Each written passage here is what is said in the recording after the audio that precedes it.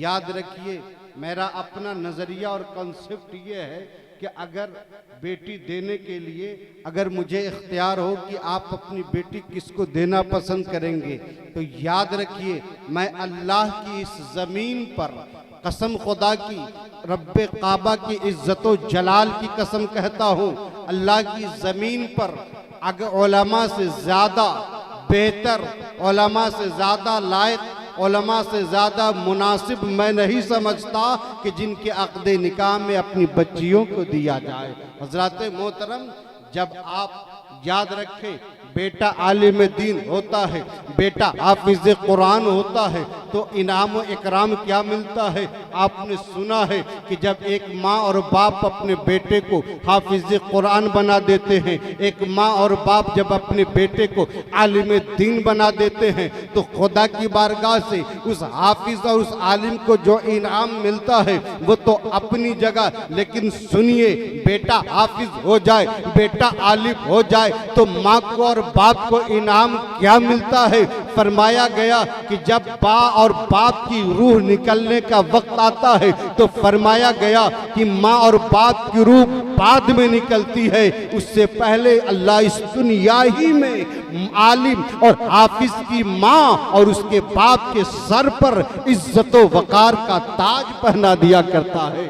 हज़रात मोहतरम, जरा तवज्जो चाहूं, अगर बेटा हाफिज कुरान होता है, बेटा आलिम दीन होता है, तो आलिम व हाफिज की निस्बत से अल्लाह पाक उसकी माँ और बाप को इज्जत व वक़ार अता फरमाता है। लेकिन याद रखें, अगर बेटा आलिम दीन और हाफिज कुरान की वजह से माँ बाप के इज्जत व वक़ार को अल्लाह शर्फ और चार चांद लगाता है, तो अगर आपका दामाद हाफिज कुरान हो, आपका दामाद आलिम दीन हो, तो यकीनन आपके इज्जत व वक़ार में दुनिया में भी चांद लगेगा, कब्र की तारीख कोठरी और आखिरत में भी चार चांद लग जाएगा। लेकिन आज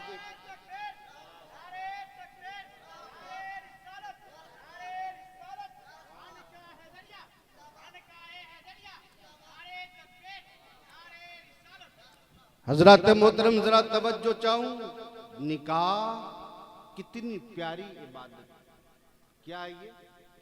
आपने सुना, निकाह सुन्नत है। क्या है? सुन्नत है। नौजवान भी बैठे हैं यहाँ पर, और निकाह से एक रिश्ता कायम होता है। क्या होता है? एक रिश्ता कायम होता है। हर आदमी अपने रिश्ते को जब नापेगा तो पता चलेगा कि उसको, दुनिया में रिश्तों की क्वालिटियां बहुत हैं।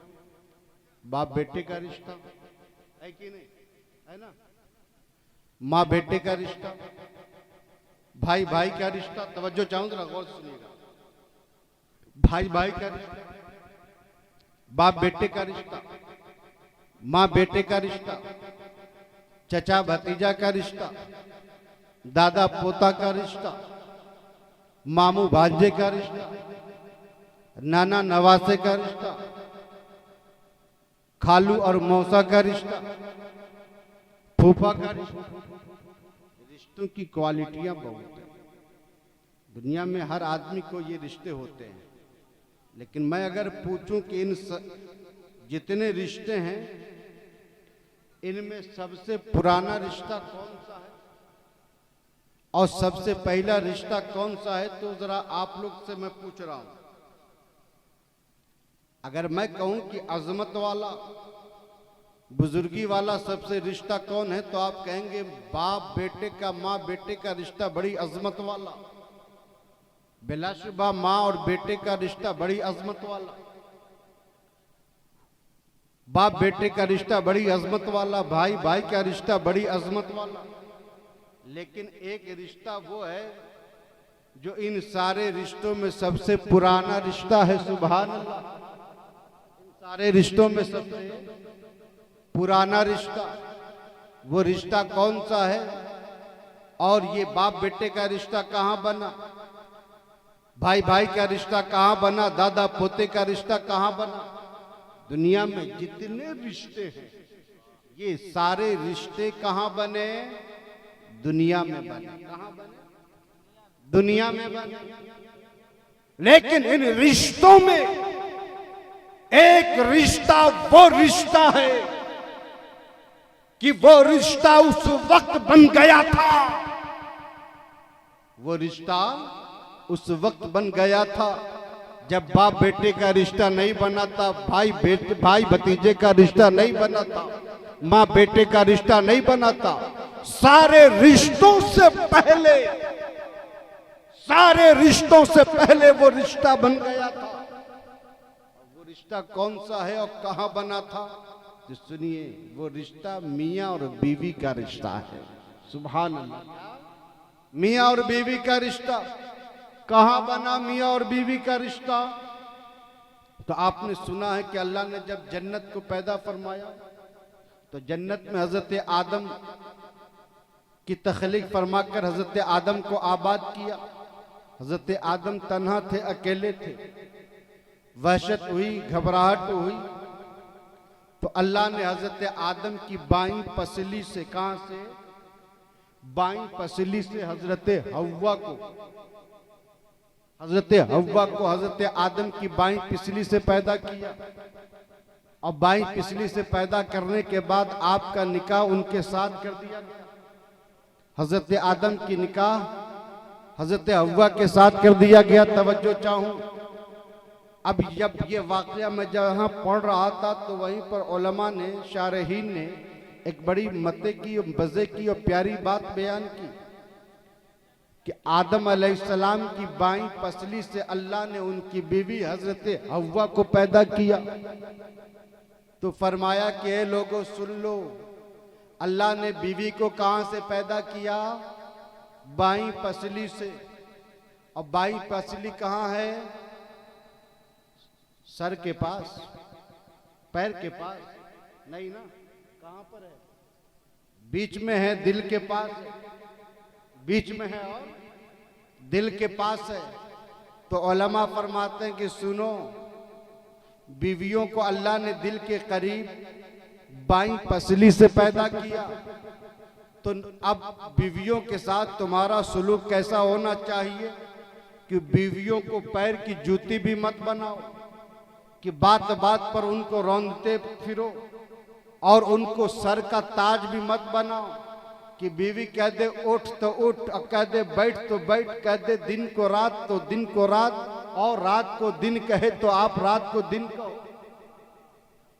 आप बीवियों को सर का, पैर की जूती भी ना बनाओ, सर का ताज भी मत बनाओ, बल्कि अल्लाह ने बीवियों को दिल के करीब बाईं पसली से पैदा किया। तो उलमा फरमाते हैं बीवियों को दिल के करीब रखा करो। सुभान। बीवियों को कहां रखो? दिल के करीब रखो। अब जरा तवज्जो चाहूं, अभी दुनिया आबाद नहीं की गई, जन्नत को पैदा किया गया, जन्नत में आदम पैदा किए गए, जन्नत में आदम को आबाद किया गया। हजरत आदम की बाईं पसली से हजरत हव्वा को पैदा किया गया। हजरत आदम का निकाह जन्नत में हजरत हव्वा से किया गया। पहला रिश्ता कायम किया गया, पहला रिश्ता कायम किया गया, दुनिया में नहीं बल्कि जन्नत में पहला रिश्ता कायम किया गया। और वो कौन सा रिश्ता था? मियां और बीवी का रिश्ता था। कौन सा रिश्ता था? मियां और बीवी का रिश्ता। अब जब आदम जन्नत से दुनिया में तशरीफ लाए तो हजरत शीश पैदा हुए, फिर बेटे का, बाप बेटे का रिश्ता बना, फिर माँ बेटे का रिश्ता बना, भाई भाई का रिश्ता बना, और भतीजे का रिश्ता बना, दादा का रिश्ता बना, पोता का रिश्ता बना, नवासे का रिश्ता बना, नाना का रिश्ता बना। ये रिश्तों की जितनी क्वालिटियां हैं, ये सारी क्वालिटियां, इनका ताल्लुक दुनिया से है, लेकिन मियाँ और बीवी का रिश्ता वो पाकीज़ा रिश्ता है कि अल्लाह ने इस रिश्ते की बुनियाद जन्नत में रखी है, और ये दुनिया का सबसे पहला रिश्ता है। अब जरा तवज्जो चाहो, निकाह ये सुन्नत है। क्या है? सुन्नत, बड़ी प्यारी सुन्नत है।